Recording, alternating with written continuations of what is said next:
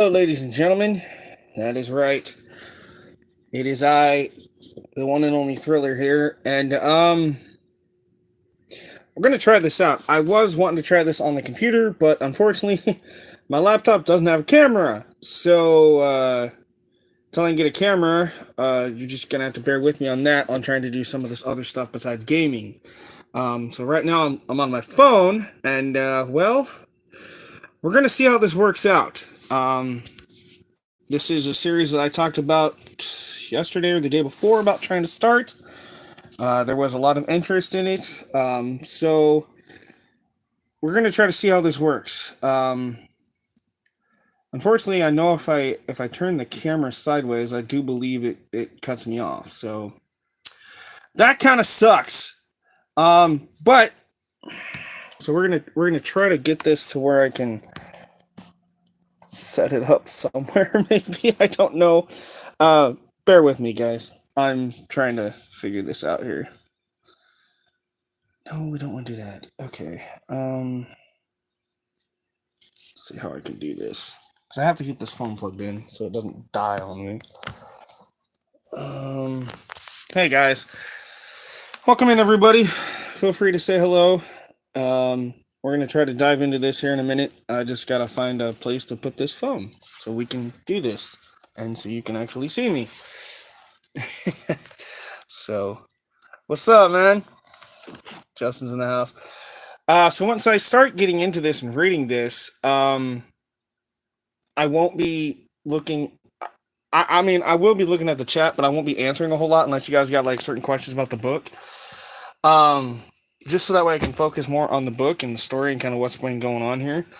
So yeah, so Jimmy, just a minute. I gotta try to put this phone somewhere so it doesn't. Like I said, I gotta keep it plugged in because yeah. So let me see if I can. There's gotta be a way to figure this out here. So 1 second, guys. Bear with me, guys. All right, looks like I might just have to hold the phone. All right, that's gonna suck, but it is what it is. So I'm gonna close the laptop because it's not doing what I want it to do. There's no camera, so the book we're reading tonight, or at least I'm not gonna read the whole thing. Obviously, we're just gonna, get into it a little bit. Is Stephen King's Mr. Mercedes. Now, this is the first part in a 3-part series, and then there is a spin-off book that I just got last month called Holly. And you'll be introduced to Holly, I believe, in this book, if not the second one, which is End of Watch. And then there's the third book, which is Finders Keepers. I'm a really big fan of Stephen King. I've mentioned that many times before. So yeah, sorry if the lighting's a little crappy, but like I said, we're testing this out. Going to try to see how I can get this to work here. So bear with me, because like I said, if I turn my camera, yeah, that's what I thought. So if I turn my camera sideways, it cuts me off. So it wants me to keep it straight up and down. As soon as I can get a camera for the computer, that'll definitely help. I thought the laptop had one built in, but apparently it doesn't. So that kind of sucks. But it is what it is. I'm still happy to have the laptop. So no complaints here. All right, let's. Yeah, you guys probably aren't gonna be able to see me very well. Gosh dang it. All right, let me see if I can try to put something behind this phone. Kind of. What's up, guys? Welcome in. So like I said, this is something new we're gonna try here, where I am going to read to you guys from one of my favorite authors, and so we're gonna, just read through as much as we can. Probably not gonna get through the whole book, obviously, because this is a pretty thick book. Again, it's Stephen King's Mr. Mercedes. So I'm going to read it, kind of like an audiobook. So you guys can just kind of sit back and relax, and I'll try to put like my spin on people's voices and stuff, and maybe try to bring these characters to life a little bit. So yeah, if you guys, forewarning, it is Stephen King, so it can get kind of graphic at times with certain things. He is the horror master when it comes to stuff like that. So yeah, this is Stephen King's Mr. Mercedes. All right, I'm gonna try to get into this here. Let me find the first page here. My goodness, there's a lot of introductions. Hopefully, you guys can hear me well. Um, hopefully, you guys can hear me. Can everybody hear me? We're doing good. Thumbs up on audio. You guys can hear me pretty clear. All right. Um, so again, hopefully you guys can hear me. All right. So this is the prelogue. Um, so this is leading up to the introduction. All right. So April 9th through the 10th, 2009. Here we go. Augie Oakendirk had a 1997 Datsun that still ran well, in spite of high mileage.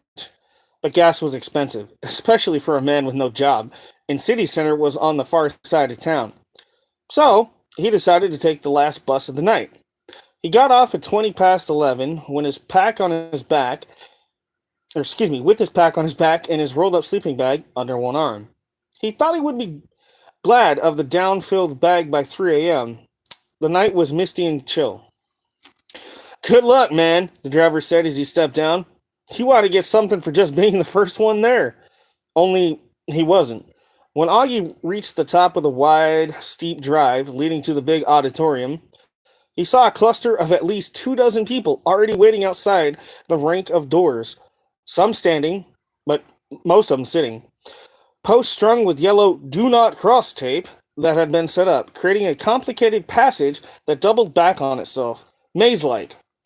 Now, Augie was familiar with these from movie theaters and the bank where he was currently overdrawn, unfortunately, and understood the purpose: to cram as many people as possible into a small space as possible. As he approached the end of what would soon be a conga line of job applicants, Augie was both amazed and dismayed to see that the woman at the end of the line had a sleeping baby and a papoose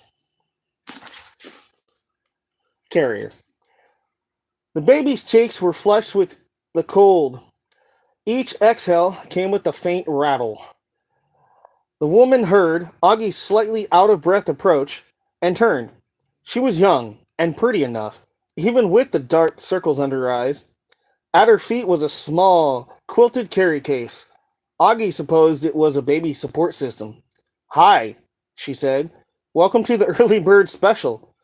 Hopefully we'll catch a worm, Augie debated. Though, what the hell? And stuck out his hand. August Oakendirk. Augie. I was recently downsized. That's the 21st century way of saying, I got canned. She shook with him. She had a good grip, firm, and not a bit timid. I'm Janice Gray, and my little bundle of joy is Patty. I guess I got downsized too. I was a housekeeper for a nice family in Sugar Heights. He, owns a car dealership. Augie winced. Janice nodded. I know. He said he was sorry to let me go, but they had to tighten their belts. A lot of that going around, Augie said, thinking. You could find no one to babysit? No one at all? I had to bring her. He supposed Janice Cray didn't have too much of a mind reader, or excuse me, didn't have to be much of a mind reader to know what he was thinking. There's no one else. Literally, no one. The girl down the street couldn't stay all night, even if I could pay her. And I just can't. If I don't get a job, I don't know what we'll do. Your parents couldn't take her? Augie asked. They live in Vermont. If I had a brain, I'd take Patty and go there. It's pretty. We've got only they've got their own problems there. Sorry guys, my hair is in my face. Hold on. Dad says their house is underwater. Not literally. They're not in the river or anything. It's just something financial. Augie nodded. There was a lot of that going around too. A few cars were coming up the street rise from Marlborough Street, where Augie had gotten off the bus. They turned left into the vast empty plain of parking lot that would no doubt be full by daylight tomorrow. Still, hours before the first annual city job fair opened its doors. Now, none of the cars looked new. Their drivers parked, and from most of them, 3 or 4 job seekers emerged, heading towards the doors of the auditorium. Now, Augie was no longer at the end of the line. It had almost reached the first switchback. Man, if I can get a job, I can get a sitter, she said. But for tonight, me and Patty just gotta suck it up. excuse me. The baby gave a croppy cough Augie didn't care for, stirred in the papoose, and then settled again. At least the kid was bundled up. There were even tiny mittens on her hands. Kids survive worse, Augie told himself uneasily.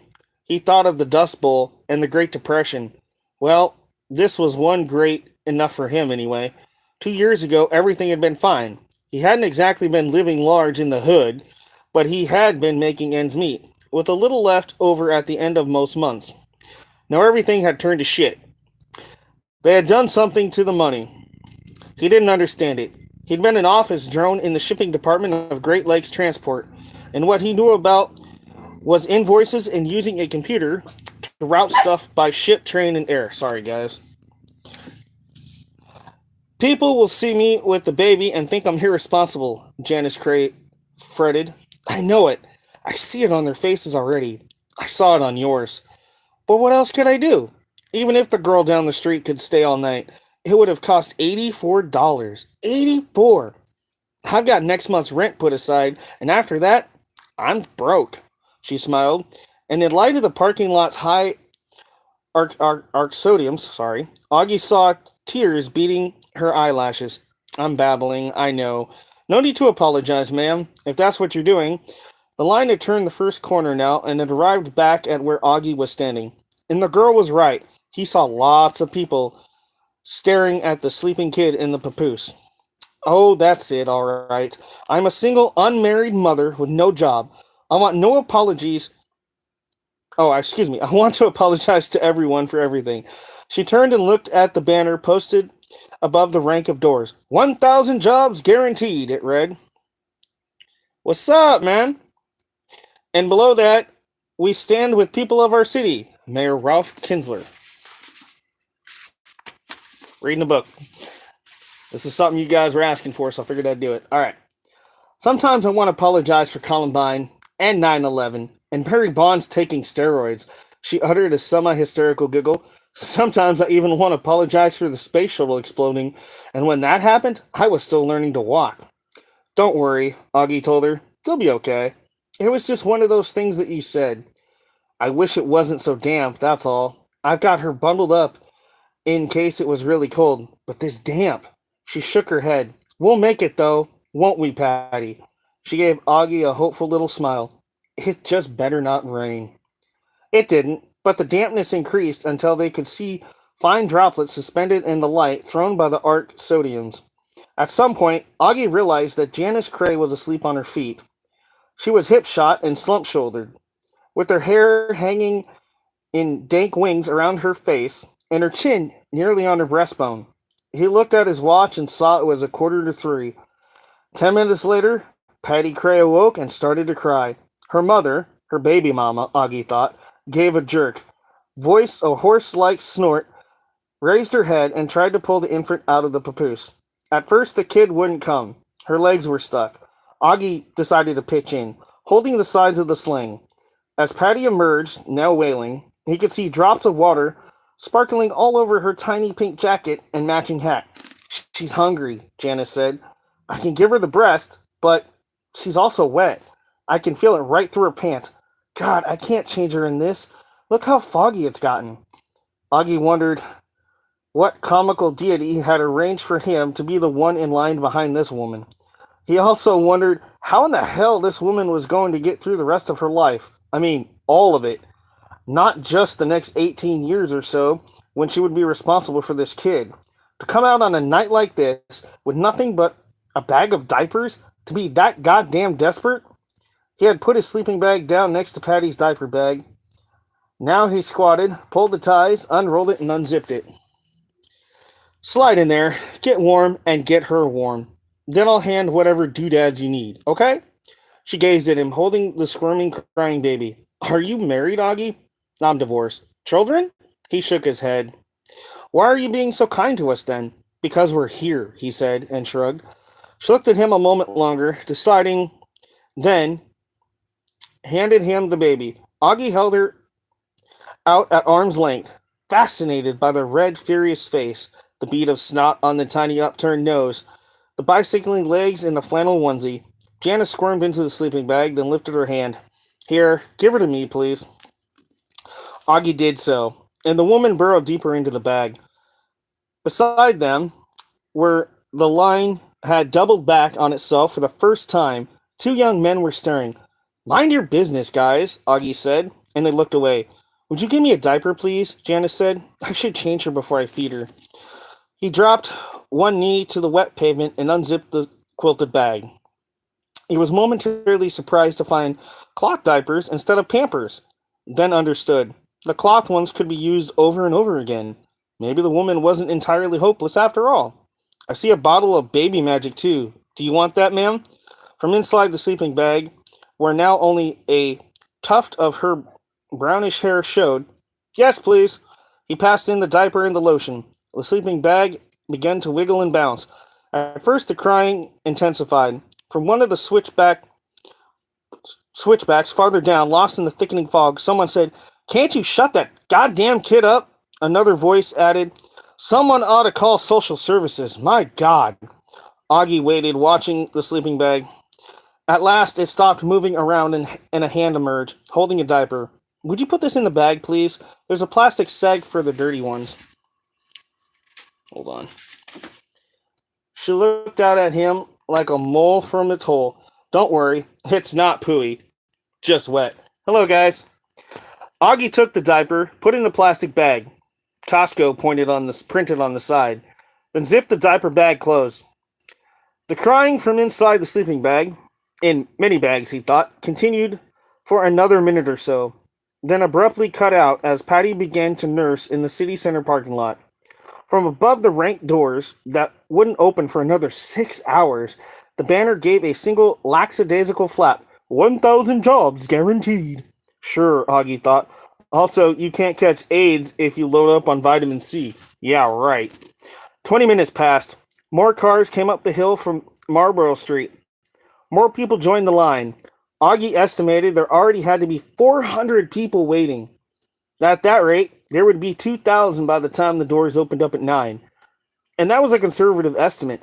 If someone's offering me fry cook at McDonald's, will I take it? Probably. What about a greeter at Walmart?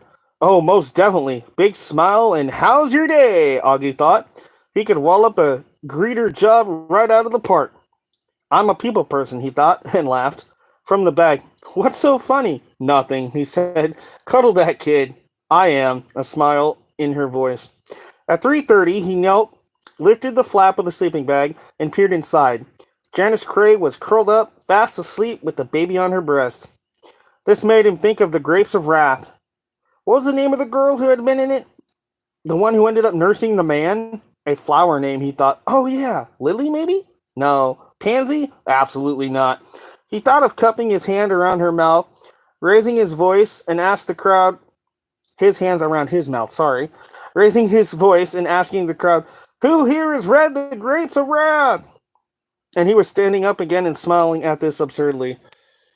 Then name came to him, Rose. That had been the name of the Grapes of Wrath girl.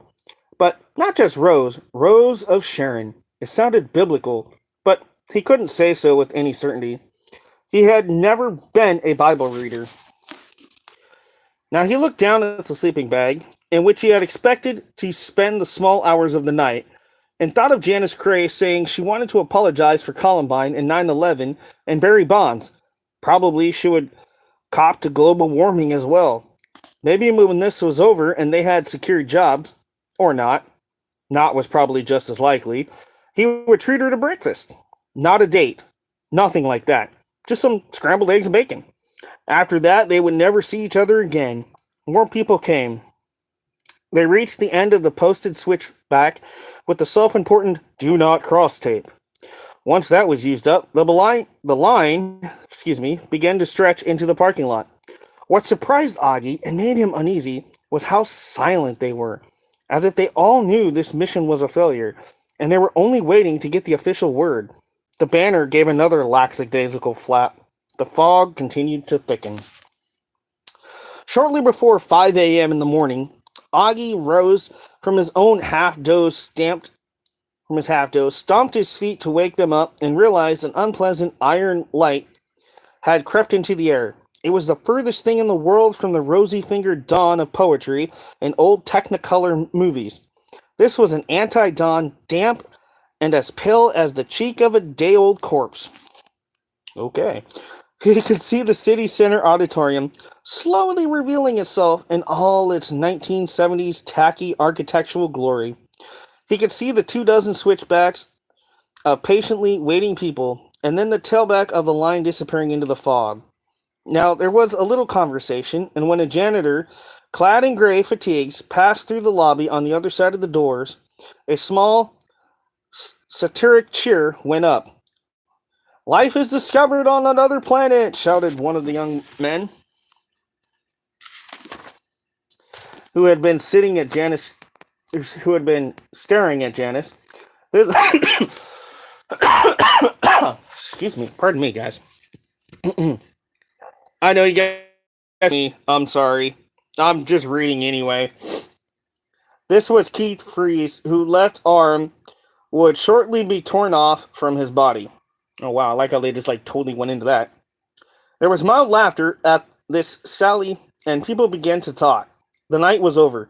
The seeping light wasn't particularly encouraging, but it was marginally better than the long, small hours just past. Augie knelt beside his sleeping bag again and cocked an ear. The small, regular snores he heard made him smile. Maybe his worry about her had been for nothing. He guessed there were people who went through life surviving, perhaps even thriving, on the kindness of strangers.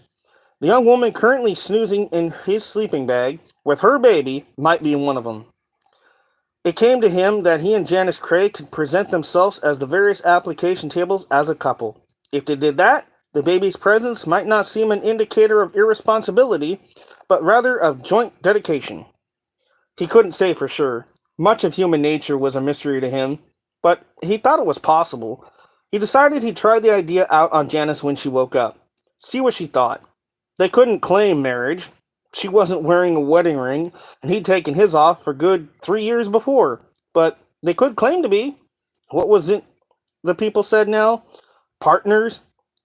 As cars continued to come up the street incline from Marlborough Street at steady tick-tock intervals, there would soon be pedestrians as well.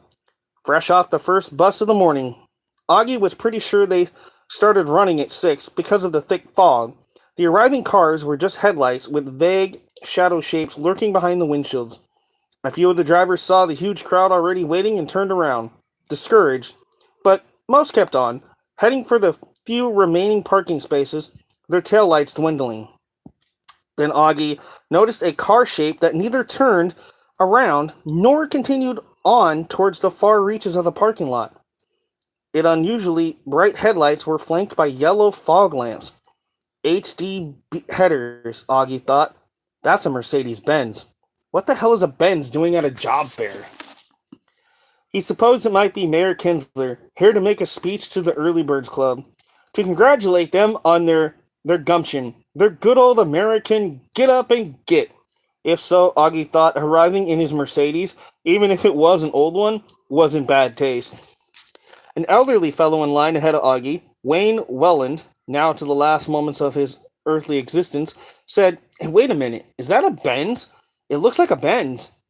Augie started to say of course it was. You couldn't mistake a Mercedes HD headlamps. And then the driver of the car directly behind the vague shape laid on his horn. A long, impatient blast. Brrr. The HD lights flashed brighter than ever, cutting brilliant white cones through the suspended droplets of the fog, and the car leaped forward as if the impatient horn had goosed it. "Hey!" Wayne Weld said, surprised. It was his final word. The car accelerated directly at the place where the crowd of job seekers was mostly tightly packed and hemmed in by the do not cross tapes. Some of them tried to run, but only the ones at the rear of the crowd were able to break free. Those close to the doors, the true early birds, had no chance. They stuck the post and knocked them over. They got tangled in the tapes. They rebounded off each other. The crowd swayed back and forth in a series of agitated waves. Those who were older and smaller fell down and were trampled underfoot.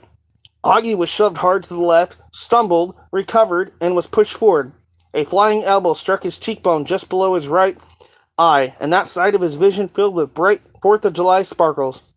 From the other eye, he could see the Mercedes not just emerging from the fog, but seeming to create itself from it. A big gray sedan, maybe a SL 500, the kind with 12 cylinders, and right now all 12 were screaming. Augie was driven to his knees beside the sleeping bag and kicked repeatedly as he struggled to get back up in the arm, in the shoulder, in the neck. People were screaming. He heard a woman cry, "Look out! Look out! He's not stopping!" He saw Janice Cray pop her head out of the sleeping bag, eyes blinking in bewilderment. Once more he was reminded of a shy mole peering from its hole, a lady mole with a bad case of bedhead.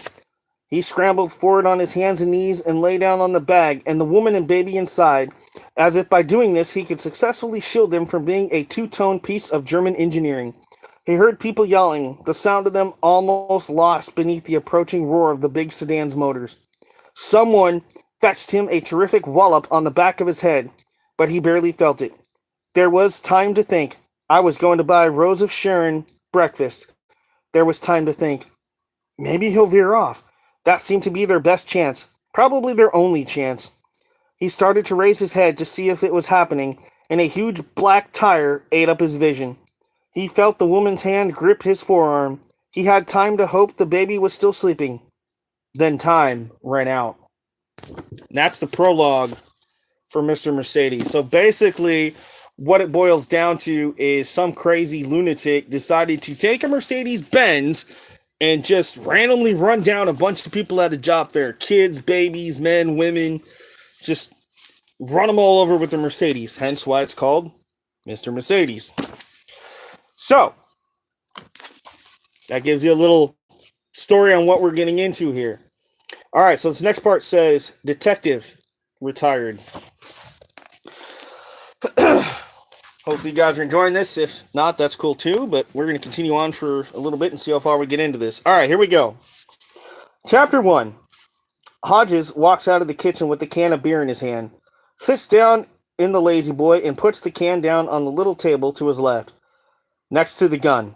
It's a .38 Smith & Wesson M&P revolver, M&P standing for military and police.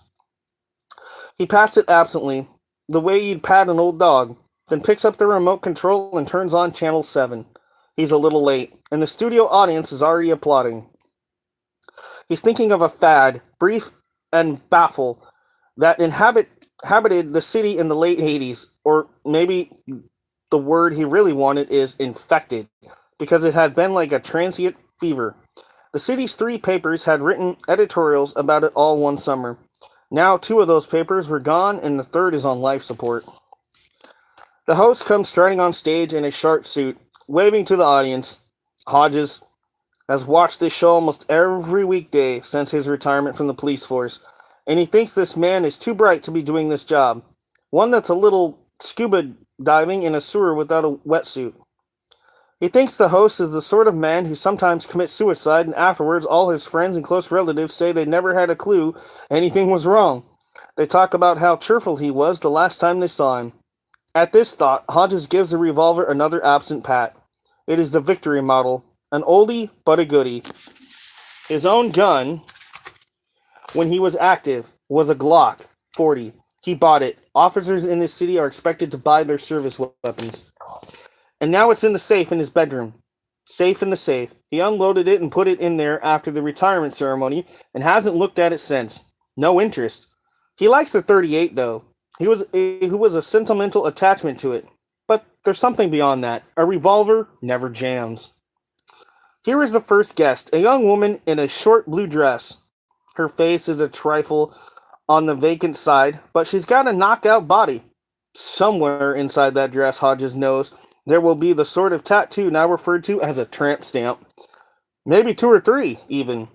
The men in the audience whistle and stomp their feet.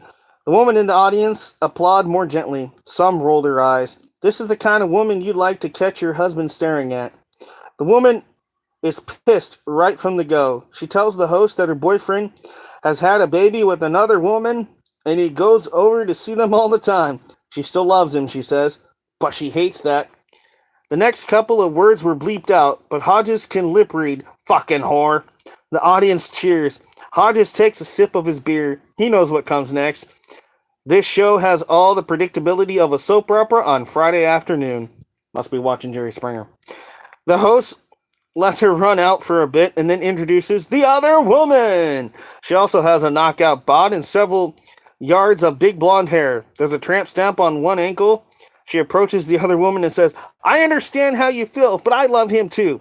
She's got one more She's got more on her mind, but that's as far as she gets before knockout bod number one goes into action. Someone off stage rings a bell as if there were the start of a prize fight. Definitely Jerry Springer. Hodges supposed it is. Since all the guests on this show must be compensated, why else would they do it?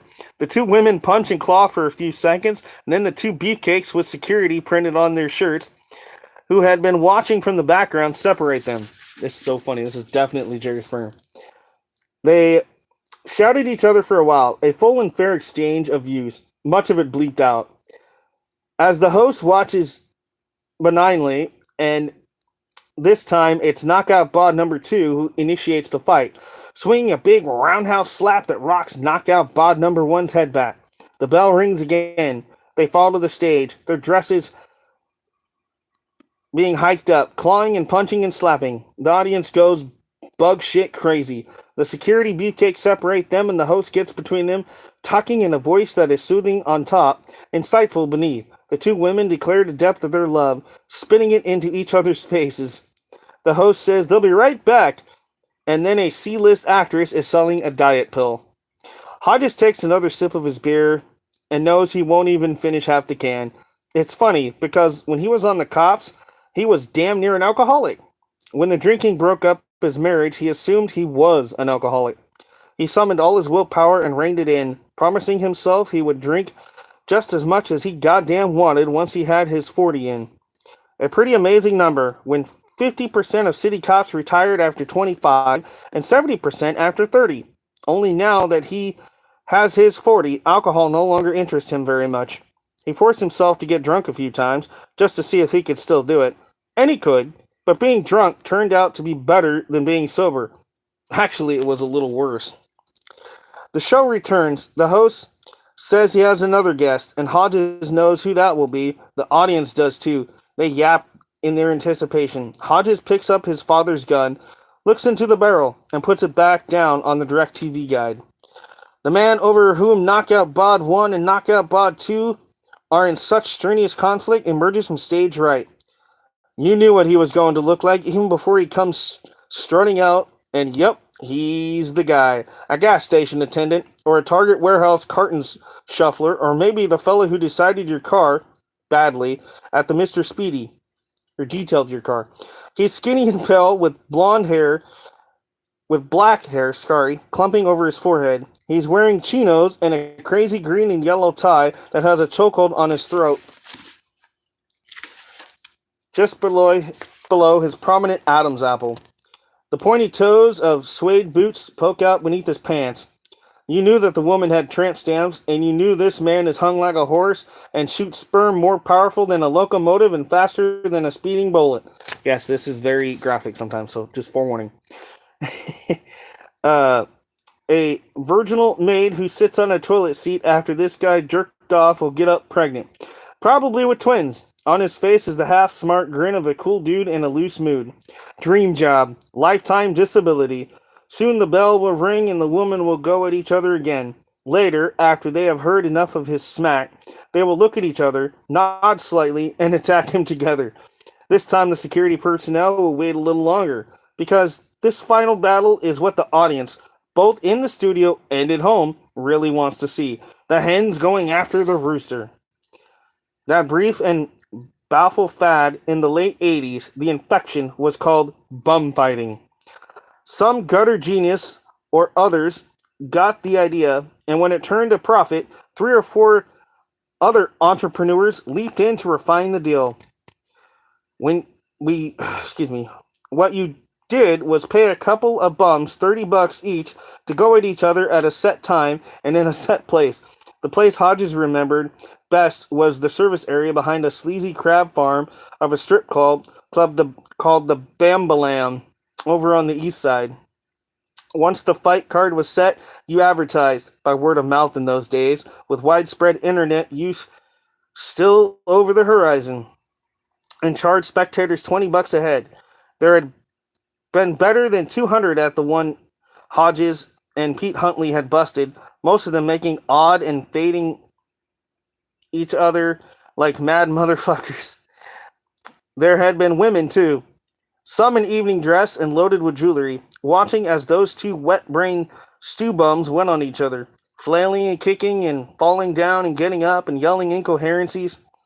The crowd had been laughing and cheering and urging the combatants on. This show is like that, only there are diet pills and insurance companies to fade the action during commercials. So Hodges supposed the contestants, that's what they are, although the host calls them guests, walk away with a little more than $30 and a bottle of Night Train. And there are no cops to break it up because it's all legal as lottery tickets. Excuse me.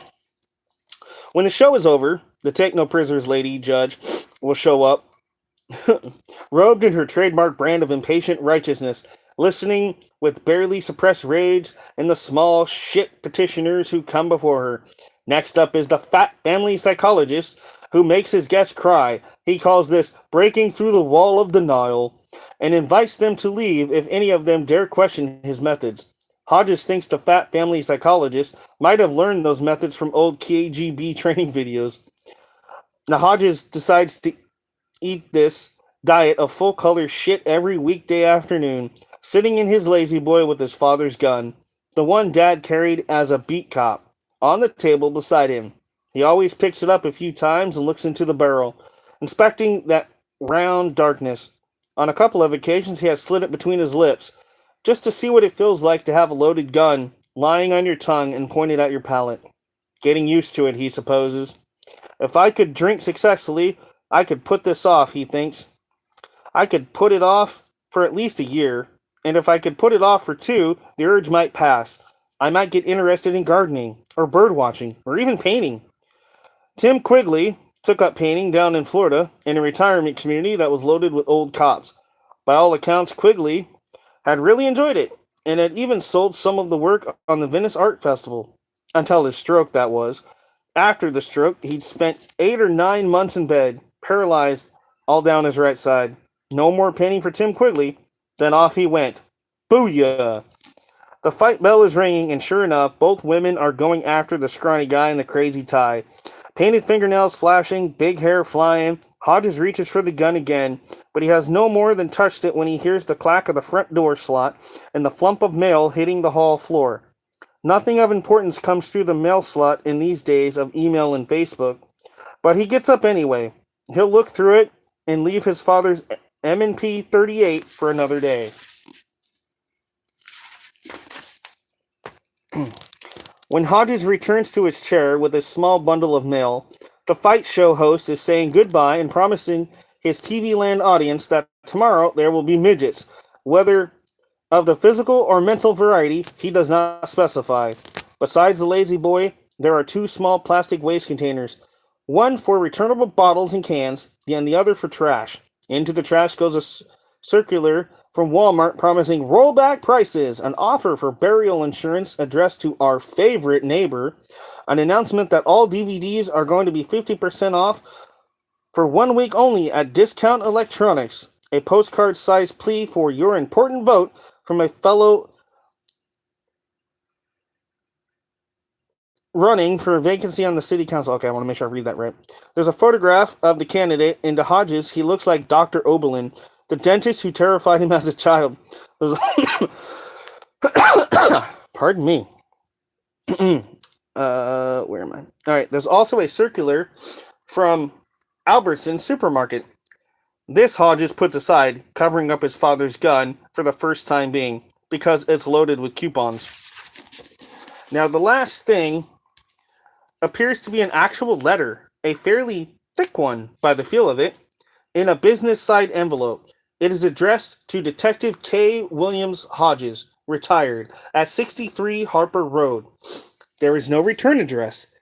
In the upper left-hand corner, where one usually goes,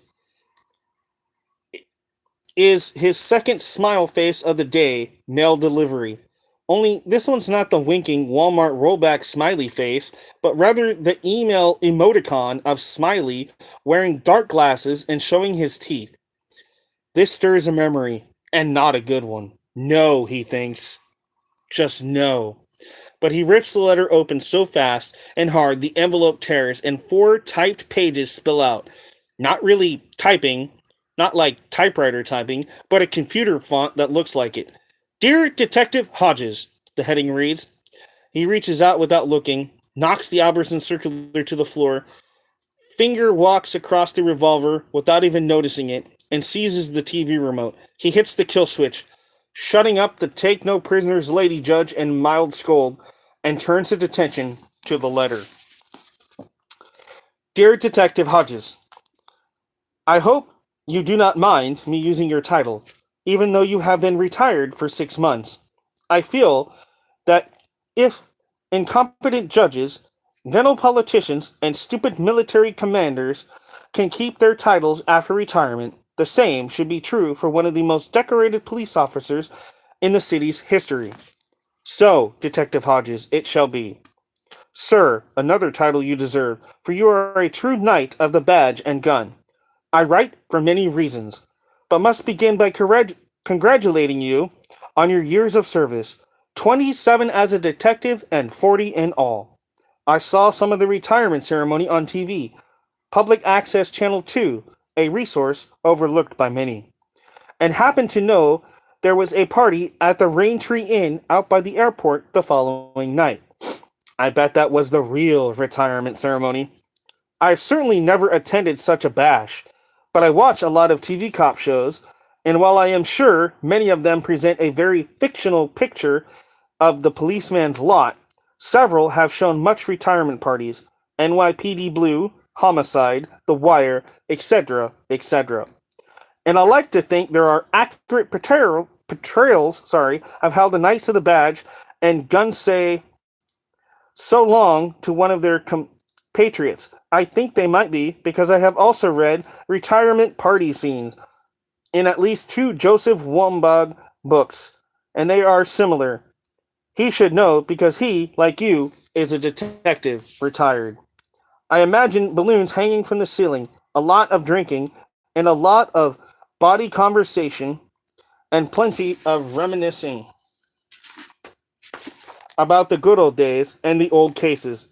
There is probably lots of loud and happy music, and possibly a stripper or two shaking their tail feathers. There are probably speeches that are a lot funnier and a lot truer than the ones at the stuffed shirt ceremony. How am I doing? Not bad, Hodges thinks. Not bad at all. Hodges continues reading this weird letter. According to my research, during your time as a detective, you broke literally hundreds of cases, many of them the kind the press, who Ted Williams called the Knights of the Keyboard, terms high profile. You have caught killers and robbery gangs and arsonists and rapists. In one article, published to coincide with your retirement ceremony, your longtime partner, Detective First Grade Peter Huntley, described you as a combination of by the book and intuitively brilliant. That's a nice compliment.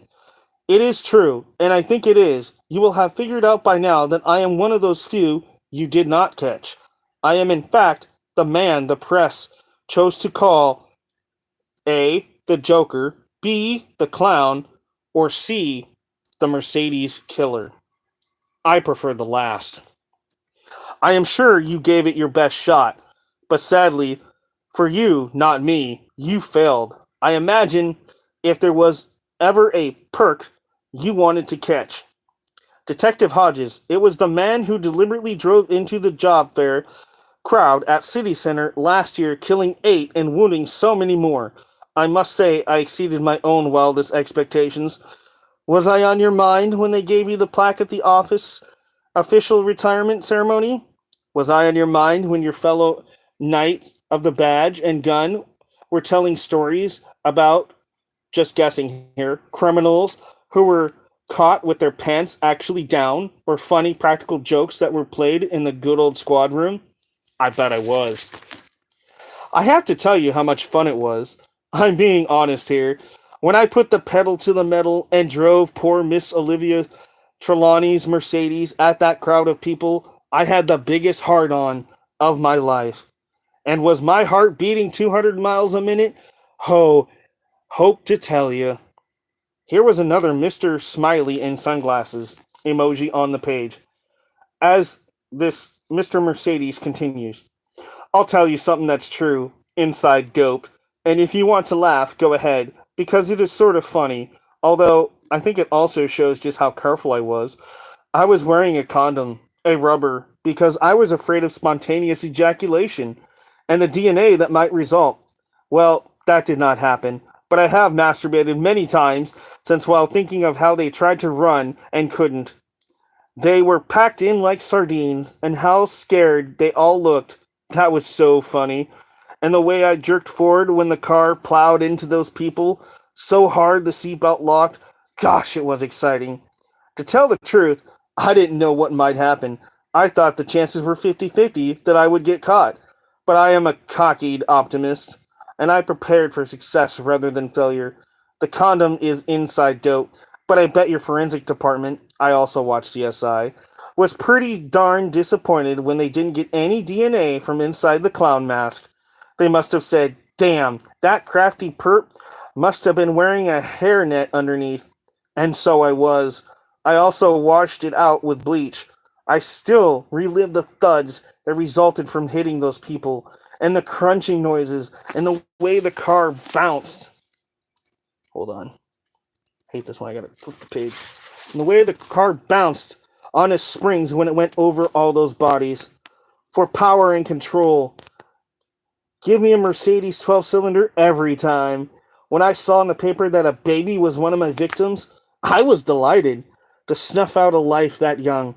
Think of all she missed, eh? Patricia Cray, rest in peace. Got the mom, too. Strawberry jam in a sleeping bag. What a thrill, hey? I also enjoy thinking of the man who lost his arm, and even more of the two are paralyzed now. The man only from the waist down, but Martin Stover is now your basic head on a stick. They didn't die, but probably wish they did. How about that, Detective Hodges? Now, you are probably thinking, what kind of sick and twisted pervo do we have here? Can't really blame you, but we could argue about that. I think a great many people would enjoy doing what I did, and that is why they enjoy books and movies and even TV shows these days that feature torture and dismemberment, etc., etc., etc. The only difference is I really did it. Not because I'm mad, though indifference, excuse me, in either sense of the word, just because I didn't know exactly what the experience would be like, only that it would be totally thrilling, with memories to last a lifetime, as they say. Most people are fitted with lead boots when they are just little kids and have to wear them all their lives. These lead boots are called a conscience.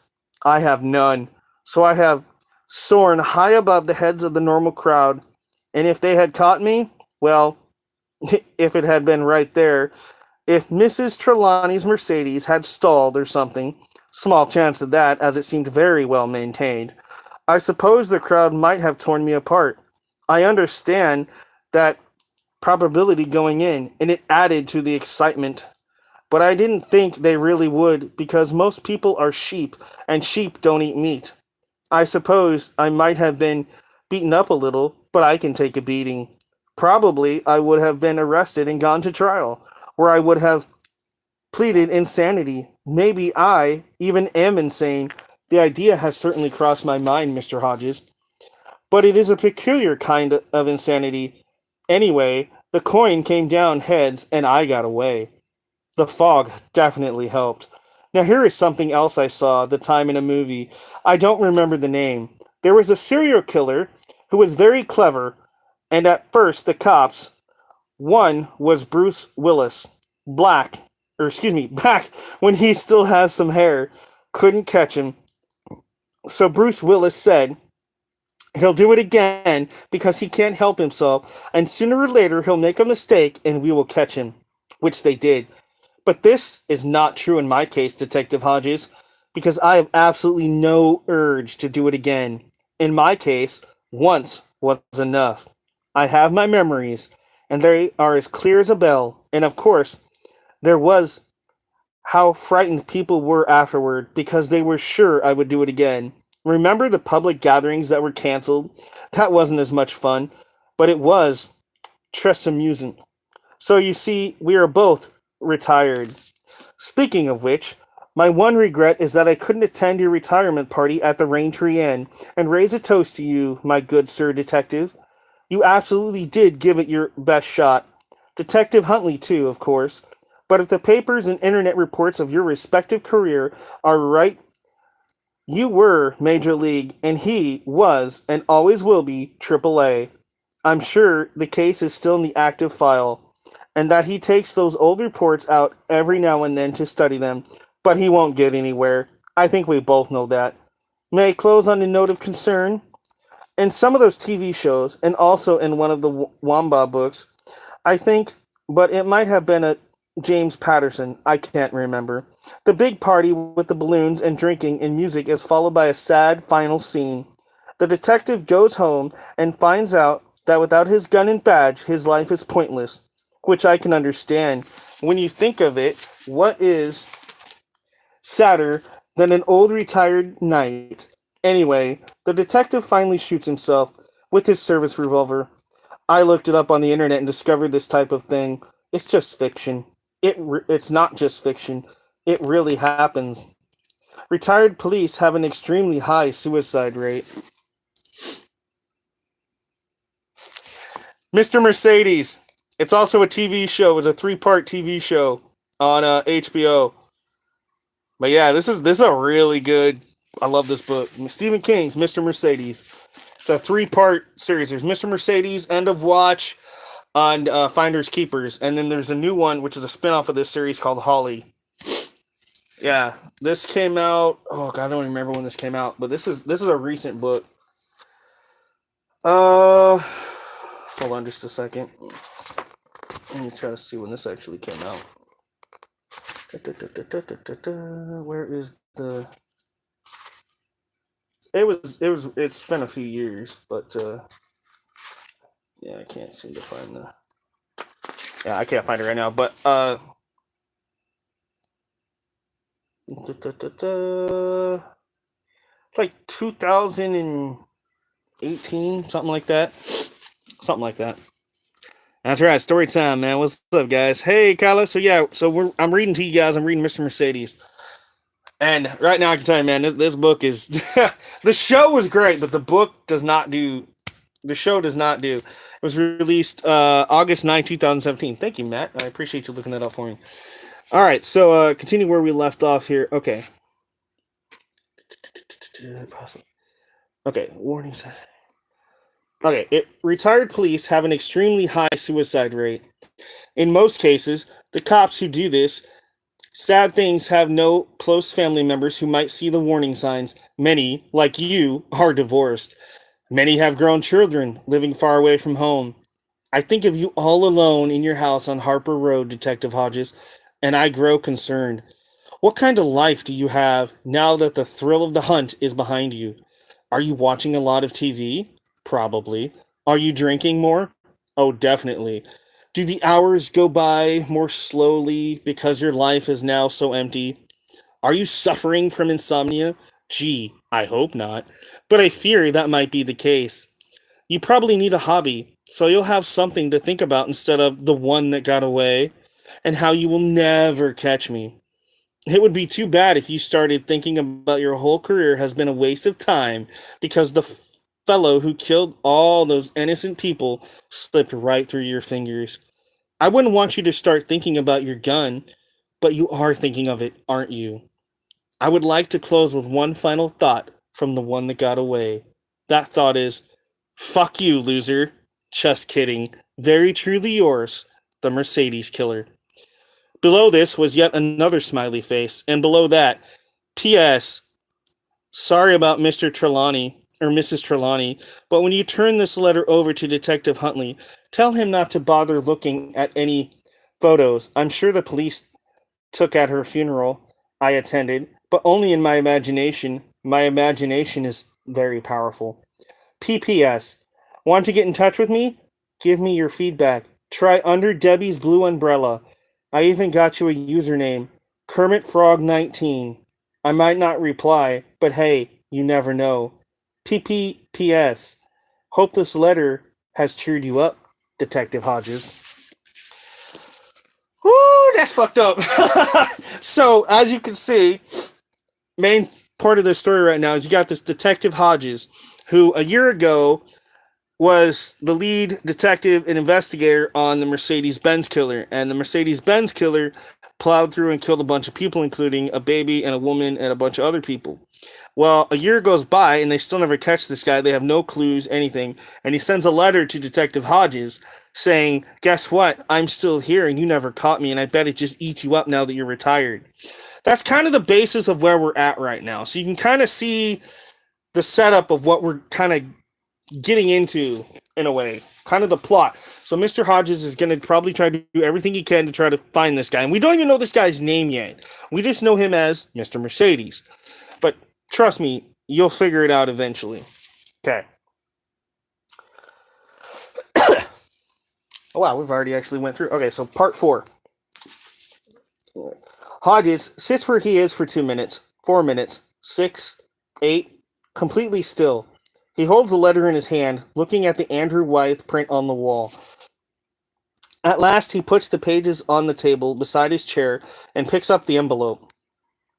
The postmark is right here in the city, which doesn't surprise him. His correspondence wants him to know he's close by. It's part of the taunt. As his correspondent would say, it's part of the fun.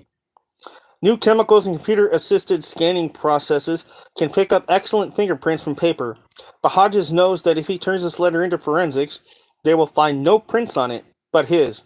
This guy is crazy, but his self-assessment, one crafty perp, is absolutely correct. Only he wrote perk and not perp, and he wrote it twice. Also, wait a minute. What do you mean, when you turn it in? Hodges gets up, goes to the window carrying the letter, and looks out on Harper Road. The Harrison girl putters by on her moped. She's really too young to have one of those things, no matter what the law allows, but at least she's wearing her helmet. The Mr. Tasty truck jingles by. In warm weather, it works the city's east side between school being out and dusk. A little black smart car trembles by as well. The graying hair of the woman behind the wheel is up in rollers. Or is it a woman? It could be a man wearing a wig and a dress. The rollers would be the perfect final touch, wouldn't they? That's what he wants you to think. But no, not exactly. Not what, it's how the self-styled Mercedes killer, except he was right. It was really the paper and the TV news that styled him that. Wants him to think. It's the ice cream man. No, it's the man dressed as a woman in the smart car. It's the guy driving the liquid propane truck. Or the meter reader. How did you spark paranoia like that? It helps to casually let drop that you know more than the ex-detective's address. You know that he's divorced and at least imply that he has a kid or kids somewhere. Looking out at the grass now, noticing that it needs cutting. If Jerome doesn't come around pretty soon, Hodges thinks, I'll have to call him. Kid or kids, don't kid yourself. He knows my ex is Corrine, and we have one adult child, a daughter named Allison. He knows Allie's 30 and lives in San Francisco. He probably knows she's 5'6" and plays tennis. All that stuff is readily available on the internet these days. Everything is anymore. His next move should be to turn this letter over to Pete and Pete's new partner, Isabel Janes. They inherited the Mercedes thing along with a few other danglers when Hodges pulled the pin. Some cases are like idle computers. They go to sleep. This letter will wake up the Mercedes case in a quick hurry. He traces the progress of the letter in his mind. From the mail slot in the hall floor, from the hall floor to the lazy boy, from the lazy boy to here by the window, where he can now observe the mail truck going back the way it came. Andy Fenster, done for the day, from here to the kitchen, where the letter would go into a totally unnecessary glad bag, the kind with the zip top. because old habits are strong habits. Next to Pete and Isabel. From Pete to forensics for a complete dilation and curettage, where the unnecessariness, of the glad bag would be conclusively proved by no prints, no hair, no DNA of any kind. Paper available by the caseload at every Staples and Office Depot in the city. And last but not least, standard laser printing. They have they may be able to tell what kind of computer was used to compose the letter. Above this, he can't be sure. He knows little about computers, and when he has trouble with his, he turns to Jerome, who lives handily nearby. And if so, it would turn out to be a Mac or a PC. Big whoop-de-doo. From forensics, the letter would bounce back to Pete and Isabel, who no doubt convinced the sort of idiotic colloquy you see on BBC crime shows like Luther and Prime Suspect, which his psychopathic correspondent probably loves. This colloquy would be complete with whiteboard and photo enlargements of the letter, maybe even a laser pointer. Hodges watched some of those British crime shows too, and believes Scotland Yard somehow missed the old saying about too many cooks spoiling the broth. The colloquy, hope I'm saying that right, sorry, would accomplish only one thing, and Hodges believes it's what the psycho wants. When 10 or a dozen detectives in attendance, the existence of the letter will inevitably leak to the press. The psycho is probably not telling the truth when he says he has no urge to repeat his crime. But of one thing Hodges is completely sure. He misses being in the news. Dandelions are sprouting on the lawn. It is definitely time to call Jerome. Lawn aside, Hodges misses his face around the place. He's a cool kid.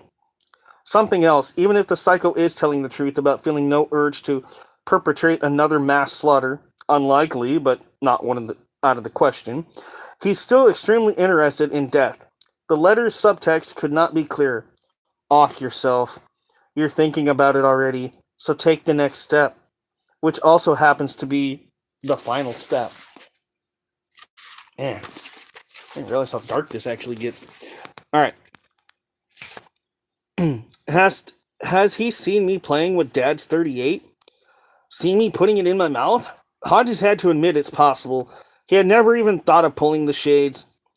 Feeling stupidly safe in his living room when anybody could have a set of binoculars, or Jerome could have seen, Jerome bopping up the sidewalk to ask about the chores, what he is pleased to call shows for hoes.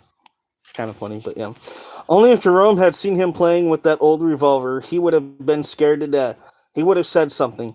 Does Mr. Mercedes really masturbate when he thinks about running those people down?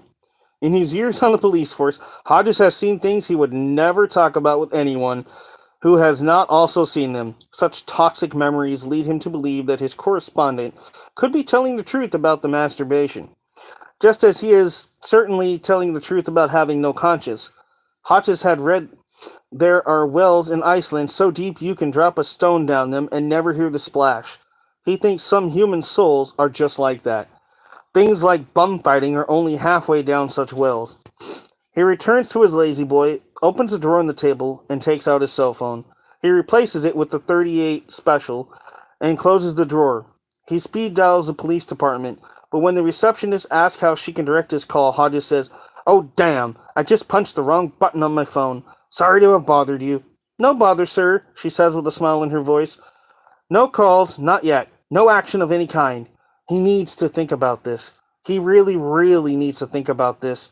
Hodges sits looking at his television, which is off on a weekday afternoon for the first time in months. So yeah, as you guys can see, this Hodges guy, man, he's got some issues. He's a kind of an alcoholic. He's a retired detective. He's trying to figure out why this Mercedes killer is a year later now sending him letters saying, "Haha, I got away with it. You can't find me." So yeah, I mean that's kind of where we're at in this right now. Man. So I mean, it's up to you guys. If you guys want me to go a little bit more in this, I can. If not, we'll go ahead and we can stop it there. At least you guys got the introduction in the first 4 to 5 parts of this book, so you're kind of getting used to it. It's totally up to you guys. I'll leave it up to you guys what you guys think. If you guys want me to continue, I can, or we can stop and I can pick this back up a different day. Um, Either way is totally fine. I just hope you guys are enjoying this new little series. I know this is a very wicked book when it comes to graphic details, but it's Stephen King. I mean, that's kind of what you expect from the master of horror himself. Again, this is what we're reading. Stephen King, Mr. Mercedes. So yeah, I mean, if you guys like this stuff, I will continue to do this. So yeah, just feel free to let me know what your thoughts are. I would love to know, guys. And again, I'm sorry about the quality of video here. Um, I will hope to have a camera or something soon for the computer because apparently it doesn't have one. So once I can do that and I hook it up to the computer, we'll have a better camera set up there so I can actually do this better and have some better lighting and stuff. Because right now I'm literally using my phone to do this, and well, we're in my bedroom, and as you can see, I've only got that much light right now. So, but yeah. So again, Mr. Mercedes, Stephen King. That's what we're reading here, and hope you guys like it. And yeah, I think we'll go ahead and stop it there. So I'm on part 5 is where we'll start on the next episode of this. But it doesn't seem like it, but we actually got quite far in this. This is what we read. Obviously, this, but also, if you guys want to check it out, I believe it's on Hulu. I think it was on Showtime or HBO, but there is a 3-season show called Mr. Mercedes. It's based off of these books. I highly recommend it. It's a great show. In fact, I hope to eventually pick up all 3 seasons myself so I can just binge watch them again instead of having to do like Hulu and stuff. I would love to actually own them as I'm a big Stephen King fan. So, that's on my bucket list. But yeah. So again, thank you guys. This has been Storytime with Thriller as we read Mr. Mercedes by Stephen King. Until next time, guys, remember to keep thrilling and chilling. Be kind to yourself and each other. Excuse me. Don't forget to like, share, subscribe. And yeah, we'll have some more videos like this in the future as well as some other stuff. Soon we're going to have videos where I'll probably be live and we'll slowly start going through my collection of WWE memorabilia, action figures, all that stuff. And, kind of showing some of that stuff off. I can't get to everything because a lot of stuff's on the wall and I don't want to take it down and ruin it. But I will do my best with the lighting and whatever and try to get that done for you guys. And so all kinds of other cool stuff. Obviously more games and more wrestling coming to the channel as well. So stay tuned, guys. We'll have more. Until next time, peace out and thanks for watching. Have a good day, guys.